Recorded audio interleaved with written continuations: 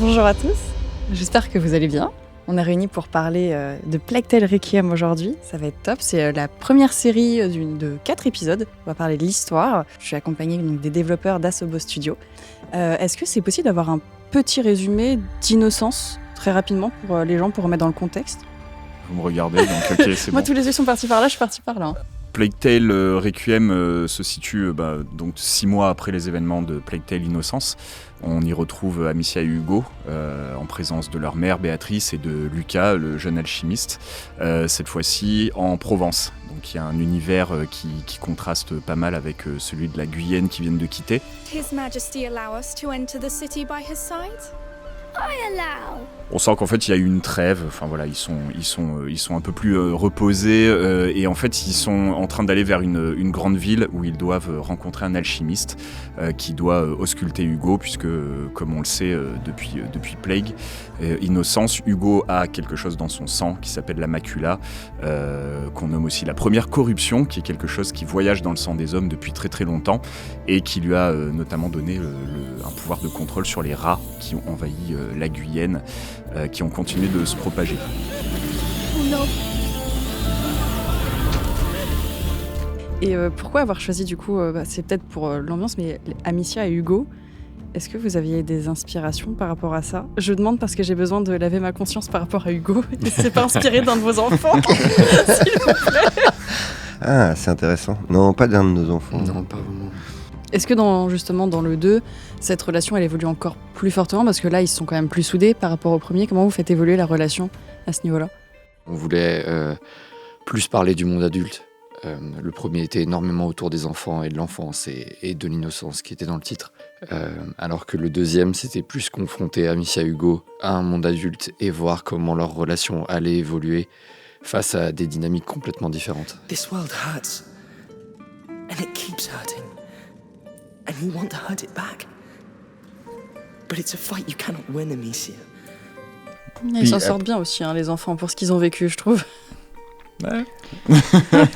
C'est ça, dans l'élan du premier, ils s'en sortent bien a priori, mais justement c'est ce qu'on explore dans le 2, c'est comment ils s'en sortent réellement. Dans le premier, ils sont vraiment beaucoup plus catapultés dans l'histoire de force, quoi. Ils n'ont pas le choix, et dans le 2, évidemment, le contexte de la macula fait que tout ça pèse sur le cours des événements, mais Amicia va devoir faire des choix. Et c'est un peu différent, ça, en termes de dynamique sur le 2. Ça va, je spoil pas trop quand je dis ça. Aucun spoil, c'est bon. Non, mais c'est des personnages qui sont broyés par le destin, qui sont pieds et poings liés par ce qui leur arrive. Hey. What? You're not all right. I am. No, you're not. You're not even breathing right now. Là, comme on disait, on les amène dans une nouvelle région où le mal n'est pas encore implanté.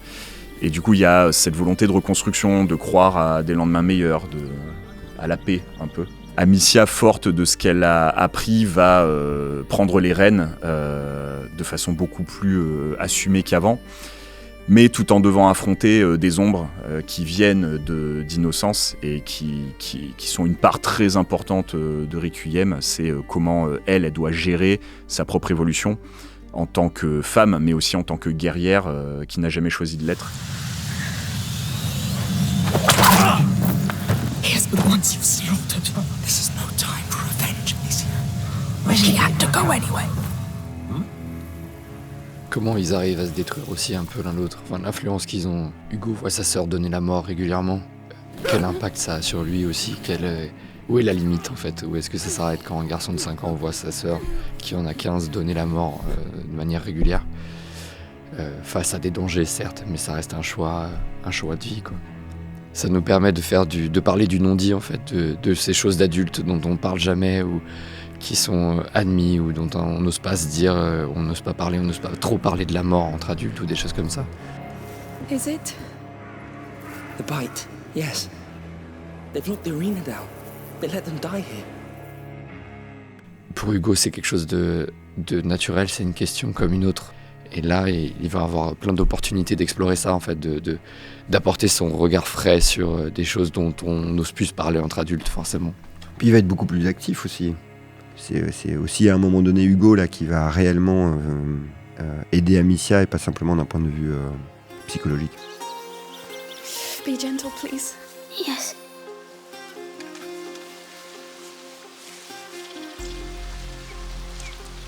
It's done. Already? Et du coup, avec l'évolution du pouvoir d'Hugo, j'imagine qu'il y aura des grands choix à prendre.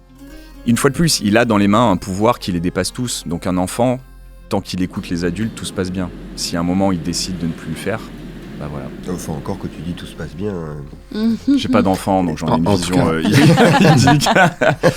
En tout cas, c'est quelque chose qu'on assume côté gameplay et côté expérience. C'est-à-dire que Hugo est présent avec le joueur et il a ses pouvoirs, il a ses habilités et il va être décisif dans plein de pans du jeu, quoi. C'est pour ça que même si Requiem ça sonne un peu comme une fin, en réalité Requiem est une ouverture sur le reste de l'univers, quoi. Donc ça veut dire que ce sera pas le dernier. Ah, ça on verra. Ça, rien. On va d'abord, un peu comme sur le 1, on va d'abord finir celui-là. Et voilà. Car il n'est pas Mais encore fini clairement, aujourd'hui. Is that a fair? Go take a quick look with him. Thank you. En tout cas, merci beaucoup d'avoir répondu à toutes ces questions. Merci pour votre temps. On a très hâte d'avoir le jeu en main pour voir ce que vous allez faire du pauvre Hugo. Et est-ce que vous avez des petites choses à ajouter Oh, juste, c'est toujours hyper touchant de voir la réaction de nos fans, quoi. Le fait d'avoir senti qu'on touchait le public, ça nous a aussi beaucoup inspiré et mis en confiance et donné du courage pour écrire la suite. Voilà, c'était important de le dire parce qu'en jeu vidéo, on n'a pas toujours l'occasion de dire ça. Ouais. Eh bien, merci à tous pour votre temps. C'était ultra intéressant. Merci. J'ai très hâte d'y jouer. Et nous, en tout cas, on se retrouve pour un deuxième épisode très prochainement et on parlera de l'univers.